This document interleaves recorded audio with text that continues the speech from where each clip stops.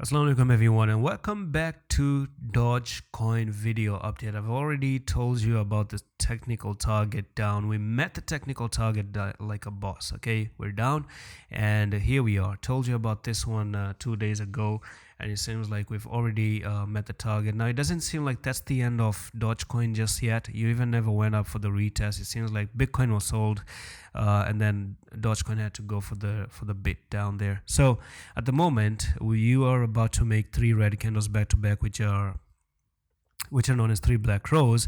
And if you try to make another bear flag right over there for Dogecoin, then you could actually look for Dogecoin to go all the way down from there to there, and we might be looking to continue to drop to 8161. That's where you might actually end up going to, because there's a dirty retest. First of all, I talked about the dirty retest, and you never made the dirty retest for Dogecoin. You can see how you were trading here and then you aggressively moved up, and you never, you should have broken out like this, back tested 86. So I do expect Dogecoin to still drop down to 86 and potentially even 81 as well.